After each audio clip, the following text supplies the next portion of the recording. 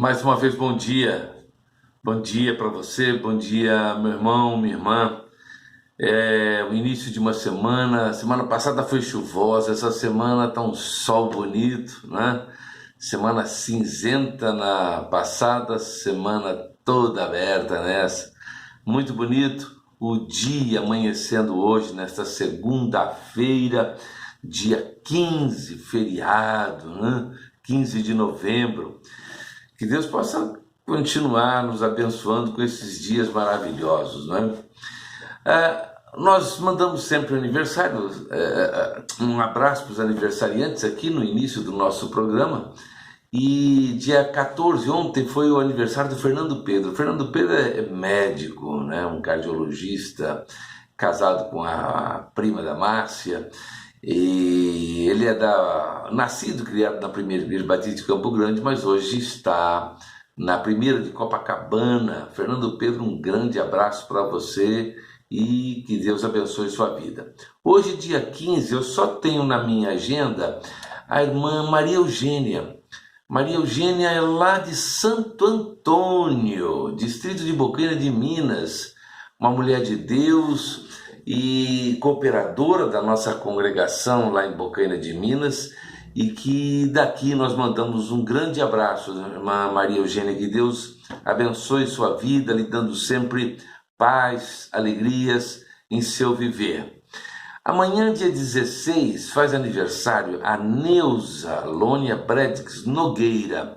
Neuza Bredix Nogueira é moradora lá de Corrente, no Piauí, mas ela foi criada conosco, ela é de Tupã, foi criada conosco lá em Tupã, nossa infância, adolescência, início de mocidade, e casou-se e foi para Corrente, no Piauí, e daqui a gente manda esse abraço, Neuza, para você. Pastor William Wojcik também, lá hoje, morando em Indianápolis, nos Estados Unidos, mas é um paulista de quatro costados, não é, Pastor William?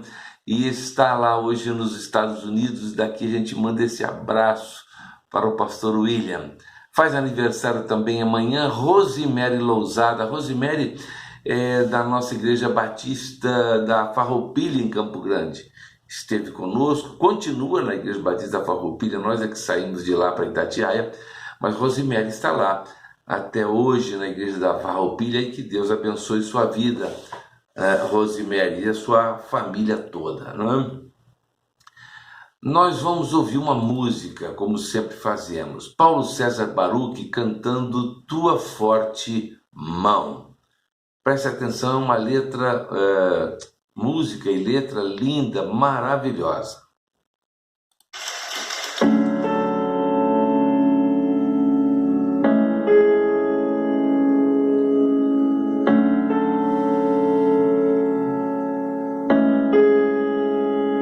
Se a minha alma teme o amanhã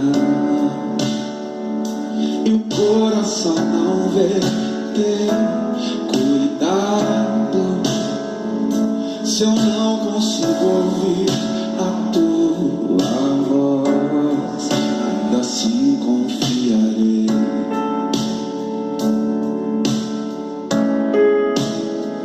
Confiarei.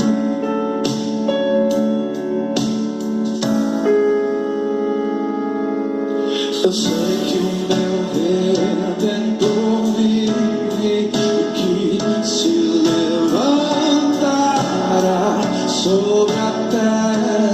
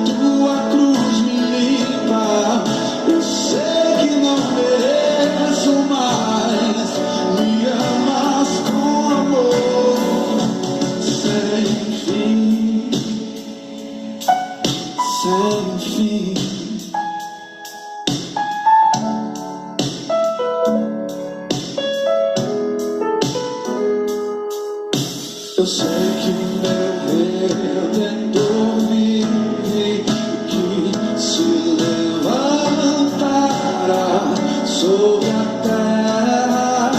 Oh, a tua bondade transbordará meus desertos com misericórdia.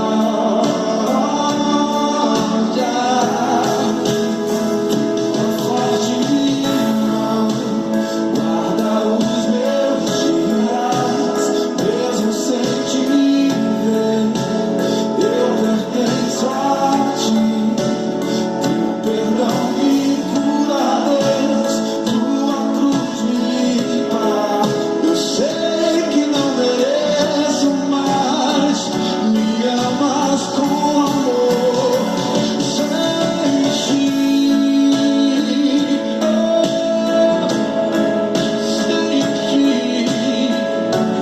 sem ti, sei que me amas de um modo totalmente gracioso. Jesus, tão grande amor, tua forte mão, mesmo sem te ver, eu pertenço a ti. Teu perdão me cura, Deus, tua cruz me limpa. Eu sei que não mereço, mas me amas, tua forte mão guarda os meus dias, mesmo sem te ver, eu pertenço a ti. Teu perdão me cura, Deus, tua cruz me limpa. Eu sei que não mereço, mas me amas com amor sem fim.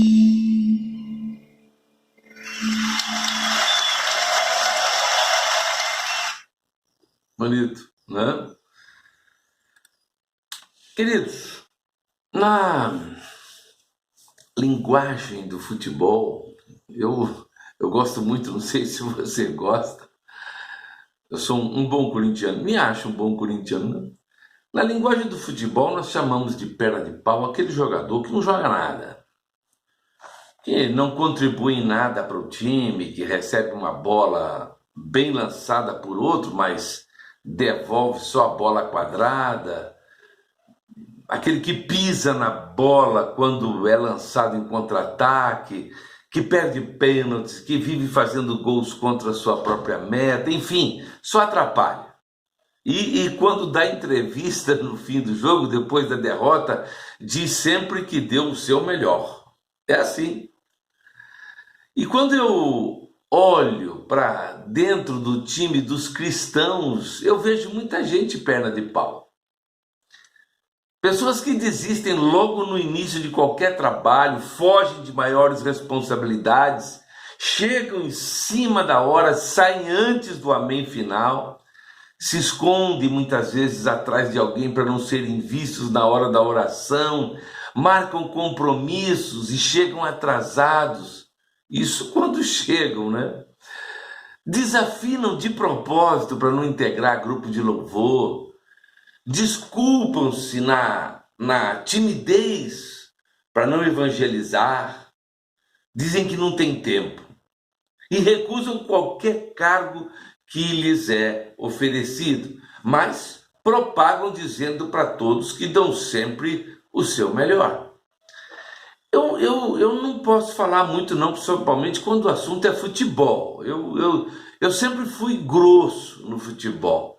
Eu diria um cavalo mesmo, né, como a gente chama. Perna de pau que sabia que chute e unha encravada não combinavam, né? Mas por ser crente, né, a gente pode chamar de uma manteiga derretida, canela de vidro mesmo, que mal sabia dar o que nós no futebol chamamos de drible da vaca, que, para quem não sabe, é aquele que você nem toca na bola, né? A bola de capotão que nós jogávamos na época era um verdadeiro mistério para mim, né? Colava no pé dos outros, mas ela fugia de mim, se recusava a ficar junto comigo, né? Mas eu estava lá todo dia, naquele futebolzinho da Rua Guaranis, com os moleques da vizinhança, ou no sábado, lá no campo do DR, com a moçada da igreja de Tupã, né? Mas essa linguagem futebolística que eu estou empregando é o retrato de muita gente que atua nas igrejas hoje em dia. E eu diria hoje em dia não, sempre foi assim. Basta ver que no elenco do apóstolo Paulo tinha sempre algum perna de pau que ele sacava do time sem nenhuma cerimônia. Eu vou dar destaque apenas a um deles, tem vários, se você for procurar. Mas um deles, Demas. Na carta de Paulo a Filemon, o apóstolo identifica esse elemento, Demas, como um de seus cooperadores, ao lado de Marcos, Aristarco, Lucas. Está lá em Filemon 1, 23, 24, diz assim: saúda-te, Epáfras, meu companheiro de prisão em Cristo Jesus, assim como Marcos, Aristarco, Demas e Lucas, meus cooperadores. Esse era um belíssimo time. Mas Demas é um típico exemplo de alguém que começa bem e termina mal. Se durante a primeira prisão de Paulo em Roma, Demas foi citado como um cooperador na obra de Deus, na segunda prisão de Paulo em Roma, Demas agora é citado como um desertor. E sobre ele, o próprio apóstolo Paulo escreveu lá em 2 Timóteo 4,10, diz assim: porque Demas me desamparou, amando o presente século, e foi para Tessalônica. O apóstolo Paulo usa um verbo que diz literalmente que Demas o deixou em dificuldades, completamente desamparado. Mas eu me pergunto, qual teria sido o motivo da deserção de Demas? Por que ele deixou Paulo para trás no momento mais complicado da vida do apóstolo, quando ele mais precisava do auxílio? Ele simplesmente pisou na bola. Aparentemente o problema de Demas foi a atração pelo mundo. Parece que não foi assim um espírito covarde que o fez abandonar Paulo e o ministério, mas interesses pessoais, de certa forma até ligados ao materialismo. E nitidamente Paulo ficou decepcionado com Demas. O apóstolo se sentiu defraudado por ele. Além disso, não há nenhuma outra passagem bíblica que mostra Demas sendo restaurado, como aconteceu com João Marcos. Também é notável que antes de falar sobre Demas, Paulo fala sobre a bem-aventurança dos crentes que amam a vinda do Senhor. Isso lá em 2 Timóteo 4,8. E na sequência, ele já apresenta Demas como um amante do presente século.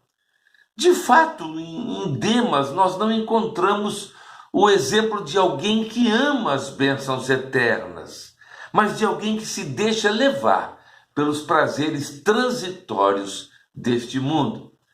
E imaginem quantos milagres Demas presenciou, quantos sermões, discursos apaixonados de Paulo, de Marcos, de Lucas e outros servos de Deus que pregavam e ensinavam a palavra do Senhor. Se havia um lugar no planeta onde o ensino de Cristo era abundante, certamente era ao lado desses homens de Deus. E aí parece difícil imaginar alguém abandonando a fé cristã após ter sido companheiro e colaborador de homens tão ilustres. Mas foi exatamente isso o que aconteceu.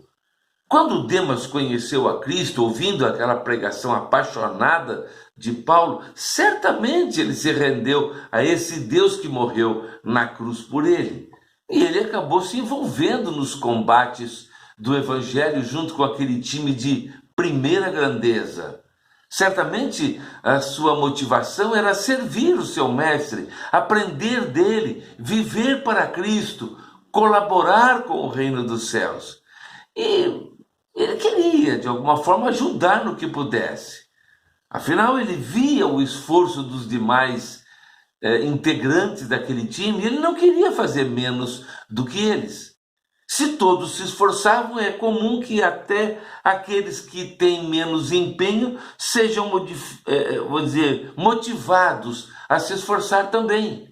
E isso ele fez por alguns anos, com certeza. Mas num determinado dia, Demas deve ter olhado em volta e visto que o seu modelo de cristão, que era Paulo, seria morto, executado. Ele viu quanto sofrimento ele e os outros discípulos estavam suportando e ele achou que não valia mais a pena continuar.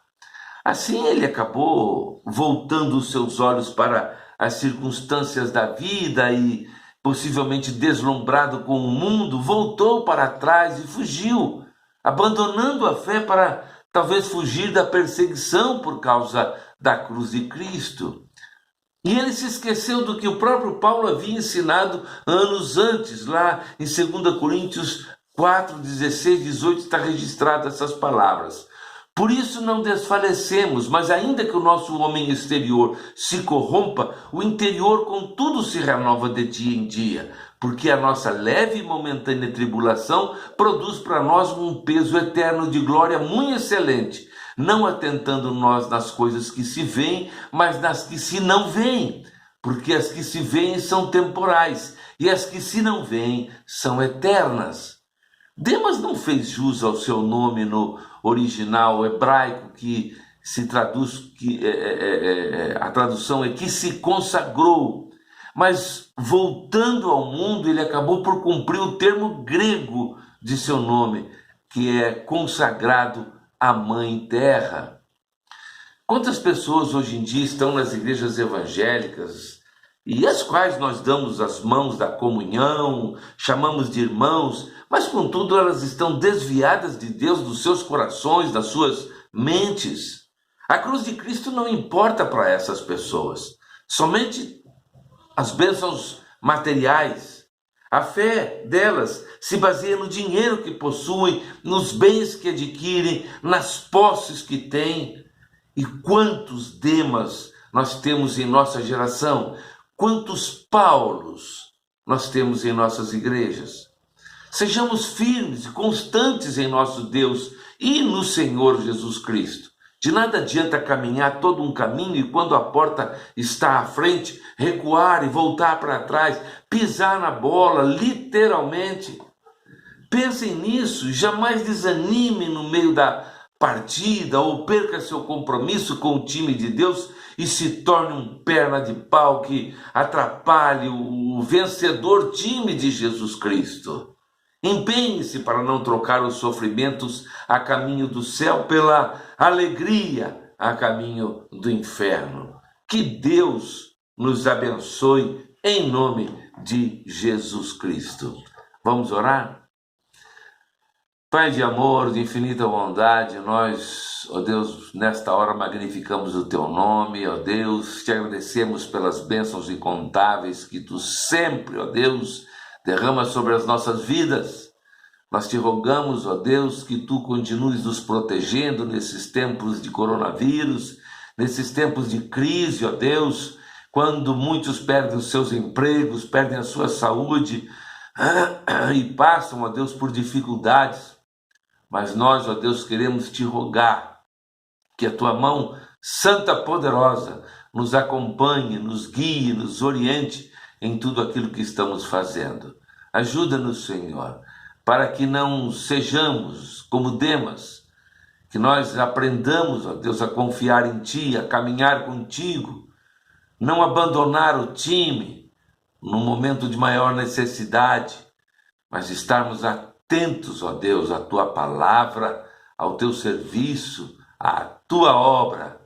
Ó Deus, ajuda-nos para que possamos vencer as fraquezas, as falhas da nossa humanidade.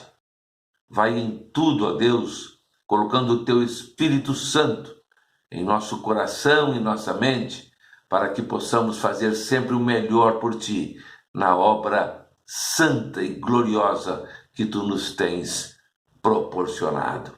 Ó Deus amado, ouve sempre a nossa oração, Senhor. Vai perdoando os nossos pecados. Acampa os seus anjos ao nosso redor, porque oramos e o fazemos em nome de Jesus Cristo, teu Filho amado. Amém, amém. Que Deus nos abençoe e que você tenha uma boa, excelente semana com Cristo Jesus.